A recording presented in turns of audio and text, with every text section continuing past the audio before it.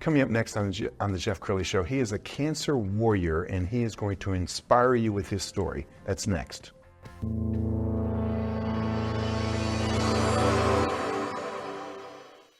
Many are predicting that the worst is yet to come, which is unfortunate, said one person here.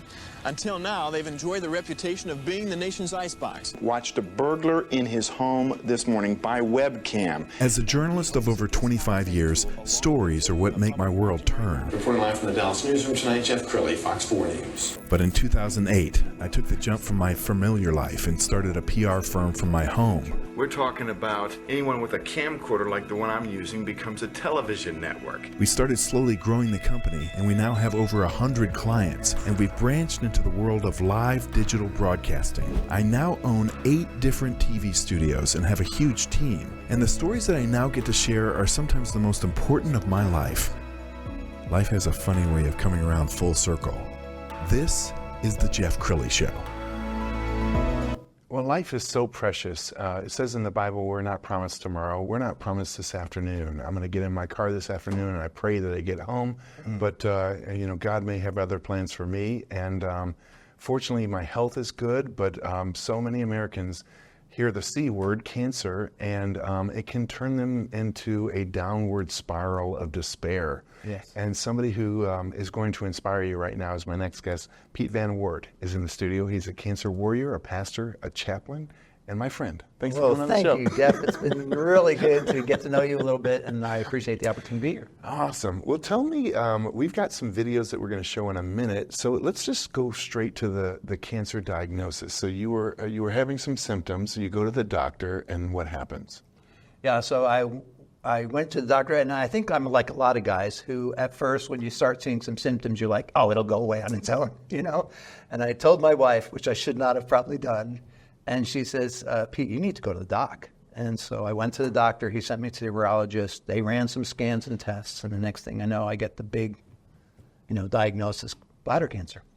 Okay, and then it spread. Yes, so I was dealing with that diagnosis for 3 years, and I was getting surgeries every 6 months. And then I had another PSA test, and the PSA levels were elevated. And they said, okay, now you have prostate cancer on top of your bladder cancer. And then a year later, they found tumors in my kidney, high-grade tumors that they said were seeding the tumors in the bladder. And so this past May, I had my kidney, ureter, prostate, and affected lymph nodes taken out all at the same time. And the good news for now is you're in remission.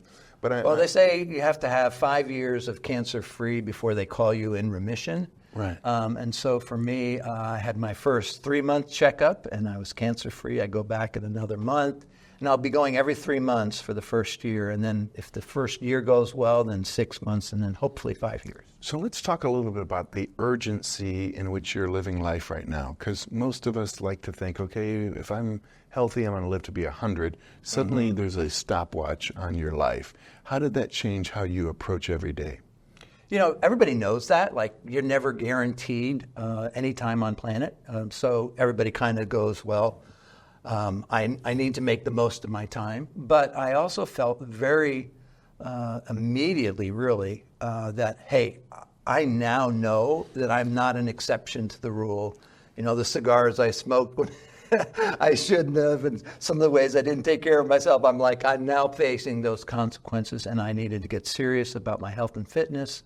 And I also started asking the question, how can God redeem this hardship for the sake of maybe being help to others? So what crusade are you on right now? Well, I really feel like when you're at this stage of life, and you may be able to relate, we're talking about our kids being the same age. When you get to this stage of life, you start asking the question, what makes life meaningful? So you've done all the things with work and maybe raising children, and now you have this diagnosis. And it just feels to me like the way to make this part of my life meaningful is to try and share it with others, and to do that through the pastoral grid. So I was a pastor for 40 years, and just have an orientation towards being helpful in that way. And so now there's a group of people, my cancer community, that I'm trying to serve with pastoral care. as I was preparing for the show, because you have such an amazing career, I came across Black Sheep Messenger. And we're going to show a video and then we're going to come out and talk about it. Let's go ahead and roll the video. Okay.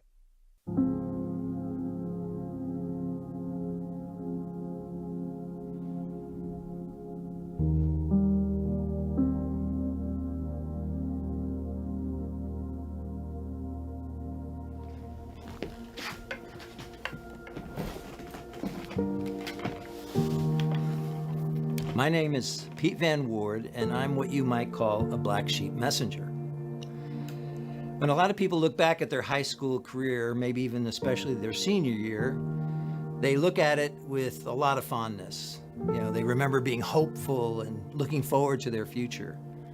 But that was not the case for me. My mom was suffering from severe depression after being a POW in World War II. My dad was a busy inventor, engineer, worried about my mom. And then I was the oldest of 5 kids, and I was supposed to be trying to hold the family together, but you know, none of us really knew what to do with all that was going on in our family, and so I was working really hard to escape it.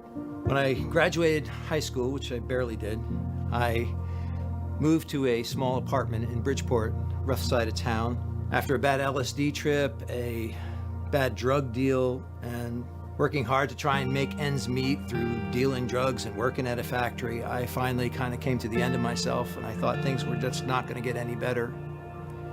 And serendipitously, I found myself actually going back to where I typically got drugs at the Long Island Sound, and I was driving out to a peninsula lighthouse, and I had this amazing encounter with God, and a lot of things changed about my life. In fact, I met Christ, I felt called to ministry, and actually all the things that I was hoping I would begin to experience in life were going well for me.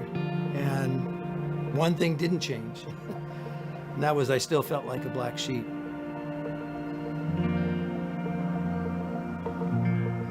So when I became a pastor, I wanted to do it differently. I wanted to reach people that other people weren't reaching. And so I was the kind of black sheep pastor, I guess you'd say. I had tattoos before that was okay with Christians, certainly not okay for pastors. And I began to gather a group of people who identified with the message I was trying to share.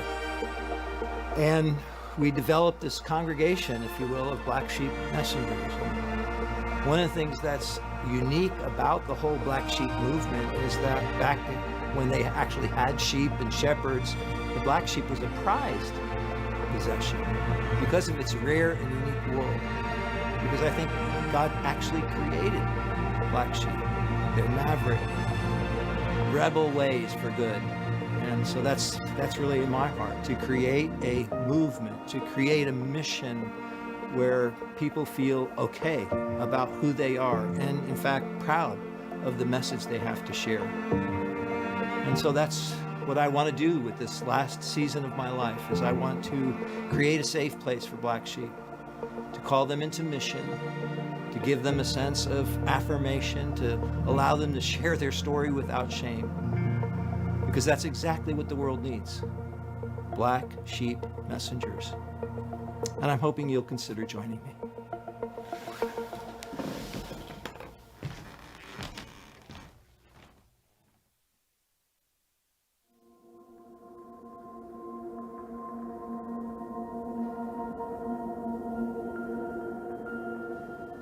So I loved on the back of your T-shirt, find your flock.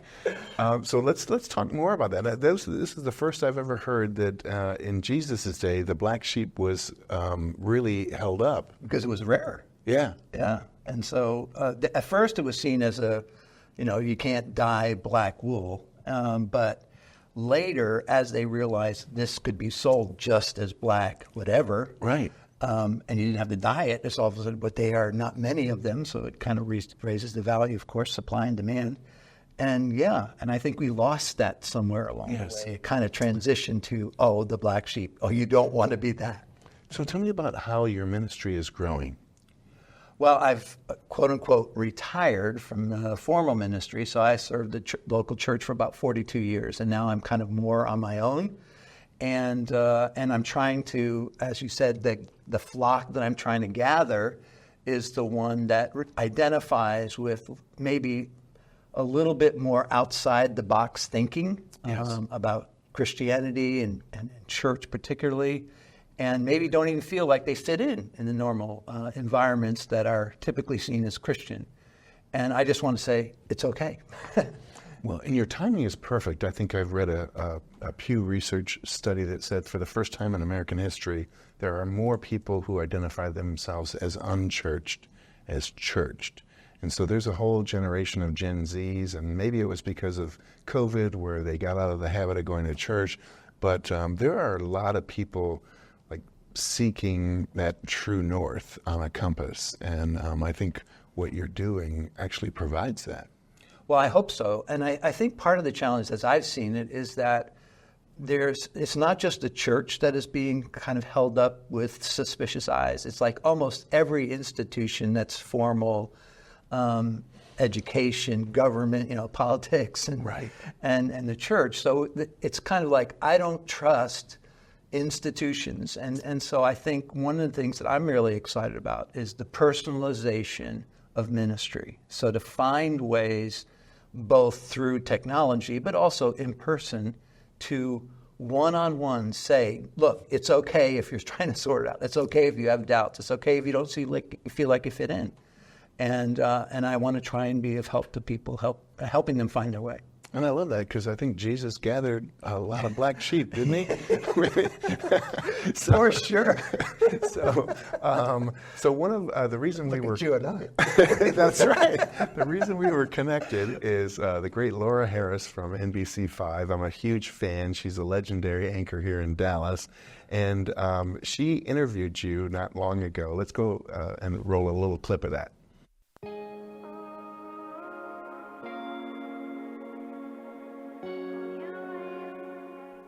I'm Laura Harris, and I am so thankful to be here today because I get to introduce you to a dear friend of mine and somebody who I think is truly an angel walking this earth. This is Piet Van Waarde, and I say you're an angel walking this earth, Piet, because many people who have your story would have given up on life a long time ago. Your personal story, your medical story, just the history that you have in this life, I don't know if I could have done half of what you did. And somehow you've kept the faith the entire time. So thank you. That's before I make Pete cry, yeah, no kidding. Here's how we met. And it's really, really awesome. So my now husband, who was my boyfriend at the time, he knew this guy named Pete. Never used your last name, by the way. And I always thought your name was spelled P-E-T-E because I'd never seen it written down anywhere. And he was like, you got to meet my friend Pete. I said, sure, why not? But Pete lived in Austin and we lived in Dallas. So it took a while for me to meet Pete. And he just told me all these amazing stories about Pete. Pete was pastoring and helping at a church and doing all these amazing things. But one of the things I will never forget, my then boyfriend, my now husband, telling me was that Pete believed in him when nobody else would. And Pete believed in him when he didn't believe in himself anymore. And so, Pete, I just think that the gift that you have, and it doesn't matter what your religious belief is, but I truly believe that you're a gift from God, and the gift that you have is something that we can all learn from. Oh, thank you. But what I've always wondered is, Pete, how the heck did you get here? Because being a pastor, that's something that just in my mind, right? This is just something that I have in my mind, that's something that you start off at a young age thinking, this is what I want to do. Oh my goodness. Was that you? No. Oh, no. So if I'm just totally candid about it, my growing up years, my family was very faithful about going to church, but it was the longest hour of every week.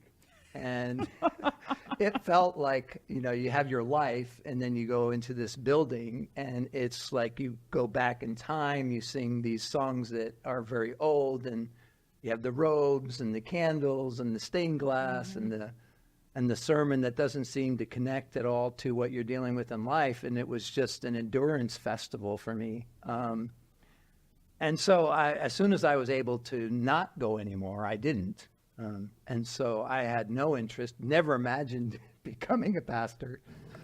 Pete, you're so inspirational. So when you got the diagnosis, did it force you to choose? Yeah, so I had kind of retired once, And my brother serves as a pastor in Austin, and he said, hey, I could really use some help in small groups and pastoral care.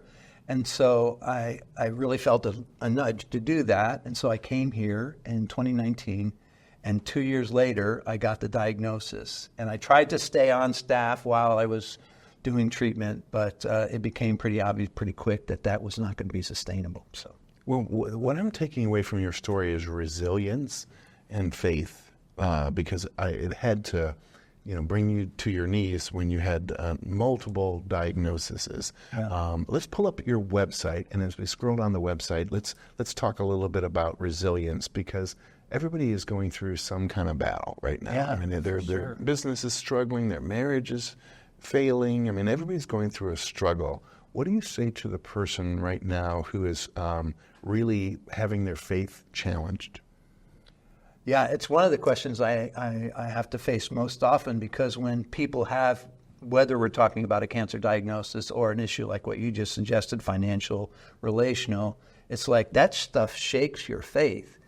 And of course, you have to process the whole why question, like, why am I here? I've tried to be a good person, and now all of a sudden.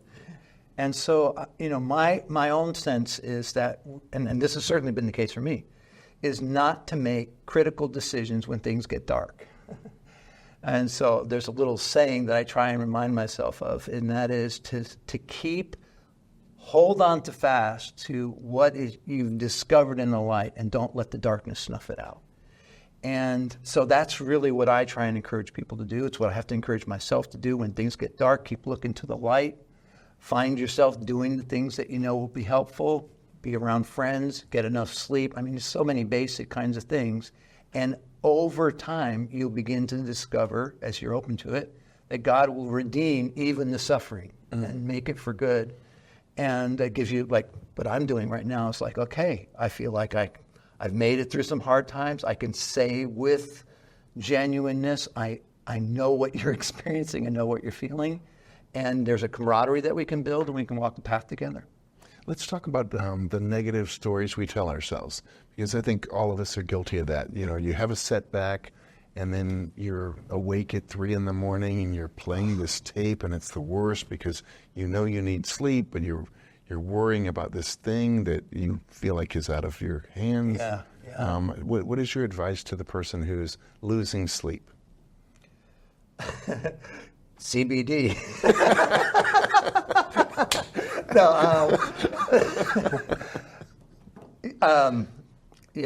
I think there's the fact that we're even talking about it, I think, is a really good thing, because sometimes we lose sight of the value of some of those small habits, like exercise. Like I'm committed to my 10,000 steps a day.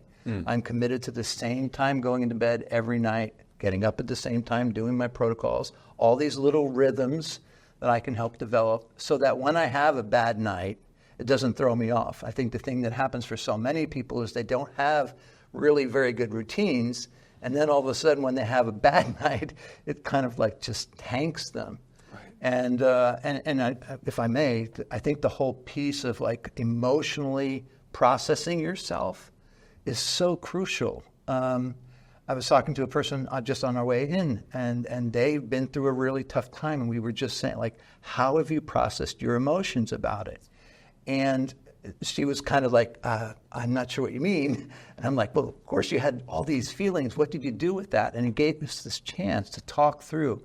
You know what? I don't know that I've ever talked to anybody about the emotional side of this. I've been so preoccupied with the medical side, I don't give myself much chance to talk about the emotions. But you have to, because that's what keeps you kind of on track and doesn't give you all these other challenges that you face with sleep or irritation or frustration or depression. And that's why finding your flock is so important. In the final minute or so, I want you to talk to the person at home who's struggling, whatever that might be, and give him or her some words of encouragement. If it's okay, I would like to pray, actually. One of the things that I've been learning is that you say, well, I'll pray for you, and then you forget, right? And so instead of just giving you some advice, if it's okay, I'd like to just pray for you in the midst of your struggle and ask the Lord to be with you. So, Lord Jesus, I thank you that you promise to never leave us or forsake us. that there is nothing in this life that we can't face without you, and you walk with us.